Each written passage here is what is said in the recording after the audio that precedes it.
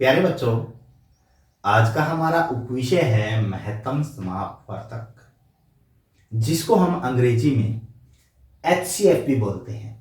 HCF मतलब highest common factor. Highest common factor, highest का मतलब सबसे बड़ा, कॉमन का मतलब सार्व, फैक्टर का मतलब गुणनखंड, मतलब सबसे बड़ा सार्व गुणनखंड।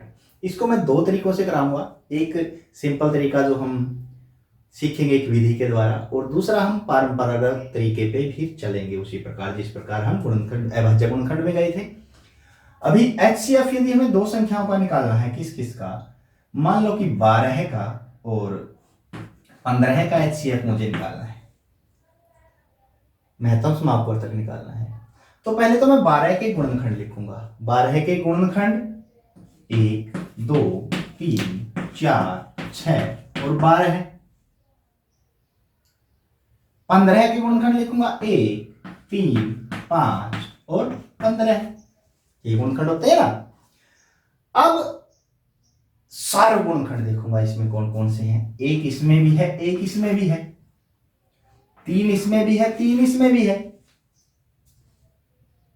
और कोई संख्या दोनों में नहीं है। तो यदि मैं इसका HCF, जिसको मैं कहता हूं HCF किसका, 12 और 15 का HCF यदि मैं निकालूं, महत्तम समापवर्तक निकालूं, तो सबसे बड़ा सार्व गुणनखंड, सबसे बड़ा कौन सा, इसमें 3 है दोनों में, तो इनका महत्तम समापवर्तक क्या हो गया, 3 हो गया। और एक छोटा सा उदाहरण हम ले लेते हैं। मैं निकालता हूं 24 16 और 8। अब 3 संख्याओं का ले लेते हैं। 24 के गुणनखंड 1 2 3 4 6 8 12 है और 24। 16 के 1 2 4 8 और 16 है।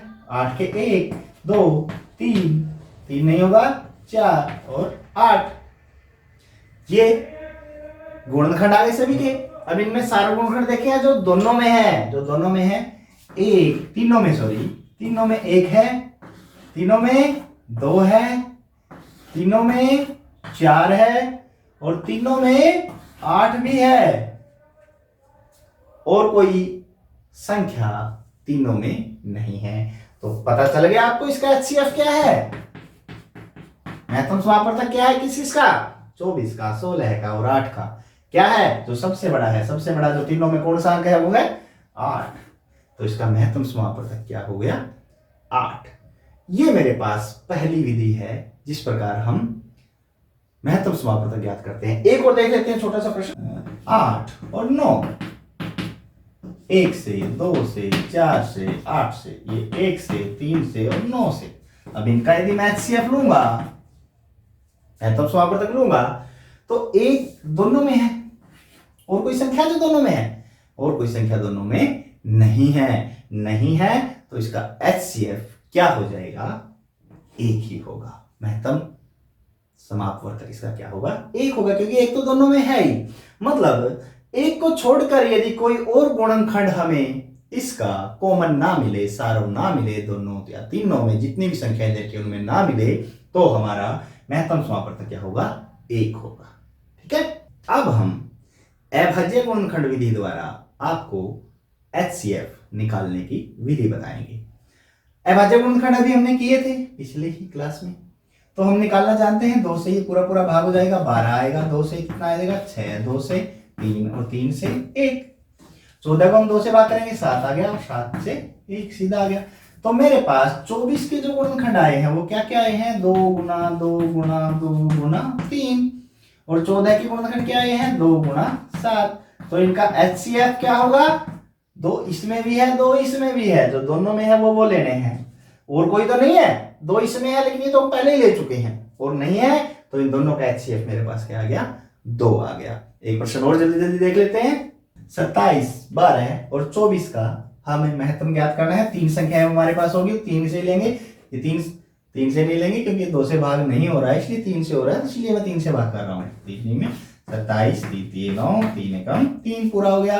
ये 2 से हो जाएगा 6, 2 से 3, 3 से 1, ये 2 से 12 है, 2 से 6, 2 से 3, 3 से 1। अब 27 के अभाज्य गुणनखंड मेरे पास आए हैं 3 गुणा 3 गुणा 3। 12 के मेरे पास अभाज्य गुणनखंड आए हैं 2 गुणा 2 गुणा 3, 2 गुणा 2 गुणा 3। और 24 के मेरे पास अभाज्य गुणनखंड क्या आए हैं 2 गुणा 2 गुणा 2 गुणा 3। अब इनका HCF जो तीनों में हो, क्या है तीनों में, 3 एक इसमें भी है, एक इसमें भी है, एक इसमें भी है, तो 1 3 आ जाएगा। 1 3 इसमें है और किसी में नहीं है, आगे तो है ही नहीं। 2 इन दोनों में है लेकिन इसमें नहीं है, इसमें नहीं है, तो हम क्या कहेंगे कि इसका HCF में नहीं आ सकता, महत्तम में नहीं आ सकता। महत्तम तो तीनों के अंदर होना चाहिए, तो इनका महत्तम समापवर्तक क्या हो गया, 3 हो गया। महत्तम समापवर्तक में एक और बात बतानी बहुत जरूरी है कि महत्तम समापवर्तक किसी भी संख्या का महत्तम समापवर्तक या किन्हीं भी दो संख्याओं का महत्तम समापवर्तक हमेशा उनसे छोटा होगा या उनके बराबर होगा। यदि मैं 12 का और 8 का महत्तम समापवर्तक लेता हूं इन दोनों का, तो मेरे पास 4 आएगा। 4 इन दोनों का महत्तम जब आप निकाल के देख लेंगे। यदि मैं 9 का और 8 का महत्तम समापवर्तक लेता हूं तो 1 आएगा। यदि मैं 4 का और 8 का महत्तम समापवर्तक लेता हूं तो मेरे पास 4 आएगा। अर्थात देखो, इस स्थिति में महत्तम समापवर्तक छोटा है, इस स्थिति में भी छोटा है, इस स्थिति में 1 के बराबर है, मतलब छोटी संख्या के बराबर हो सकता है और या उनसे छोटा होगा। दूसरी एक बात महत्तम समापवर्तक में इंपॉर्टेंट जो बतानी है, लगातार यदि दो संख्याएं आ गई 8 और 9, उनका महत्तम समापवर्तक हमेशा 1 होगा। क्या होगा, 1 होगा। कैसे 1 होगा, क्योंकि 1 तो सभी संख्याओं को पूरा पूरा भाग कर देता है, तो 1 तो सभी का गुणनखंड है और सबसे बड़ा गुणनखंड फिर 1 ही रह जाएगा, तो 1 होगा। आप 15 और 16 का निकाल के देख ले, क्या आएगा इनका गुणनखंड, महत्तम समापवर्तक क्या आएगा इनका, 1 ही आएगा। दूसरी बात, यदि हमारे पास लगातार दो सम संख्याएं हैं 6 है और 8, आप इनका महत्तम समापवर्तक निकाल के देखना, हमेशा 2 आएगा। सम संख्याओं का लगातार दो सम संख्याओं का महत्तम समापवर्तक क्या आएगा, 2, क्योंकि सम संख्याएं किससे भाग होती हैं, 2 से भाग होती हैं। और लगातार विषम संख्याओं का महत्तम समापवर्तक हमेशा क्या आएगा, वो भी 1 ही रहेगा। मान लो लगातार 7 और 9 है, लगातार विषम संख्याएं हैं, इनका महत्तम समापवर्तक हमेशा क्या रहेगा, 1 रहेगा। ये बात ध्यान देने योग्य है। हम एक और प्रश्न करके देखते हैं। 15 और 16 का महत्तम समापवर्तक निकालेंगे। 15 किससे भाग हो जाएगा, 3 से 5, 5 से 1। 16 2 से 8, 2 से 4, 2 से 2, 2 से 1। अब 15 में के गुणनखंड अभाज्य गुणनखंड मेरे पास 3 और 5 आए हैं। 16 के अभाज्य गुणनखंड मेरे पास 2 गुणा 2 गुणा 2 गुणा 2 आए हैं। यदि मैं इनका HCF लिख रहा हूं मैं महत्तम समापवर्तक के लिए, महत्तम समापवर्तक को इंग्लिश में HCF बोलते हैं ना। इन दोनों में क्या चीज है जो दोनों में कॉमन है, कौन सा अंक है, कोई भी अंक इनमें कॉमन नहीं है। यदि अंक कॉमन नहीं है तो उस संख्या का, उन संख्याओं का महत्तम समापवर्तक हमेशा क्या होगा, 1 होगा। देखो 1 सब में है, क्या होगा, 1 होगा। ये बात ध्यान देने योग्य है और ये आपको ध्यान में भी रखनी है, ठीक है।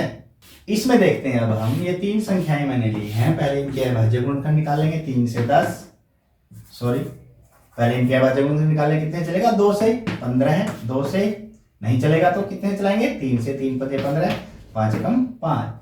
ये 2 से नहीं चलेगा, 3 से जाएगा, 3 से 15, 3 से 25, 25 ये 75 होता है। फिर 5 से 5 और 5 से 1, जब तक 1 नहीं आएगा चलते रहेंगे। 2 से 45, 3 से 15, 3 से 5 और 5 से 1। अब मेरे पास जो अभाज्य गुणनखंड आए हैं वो 30 के कौन कौन से आए हैं, 2 गुना 3 गुना 5। और 75 के कौन कौन से आए हैं, 3 गुना 5 गुना 5। और 90 के मेरे पास कौन कौन से गुणनखंड आए हैं, 2 गुना 3 गुना 3 गुना 5। अब यदि इनका HCF यदि मैं निकालूंगा तो देखें, 2 इसमें है, इसमें भी है, इसमें नहीं है तो 2 नहीं लेंगे। 3 इसमें है, इसमें है, इसमें है, तो एक 3 लेंगे।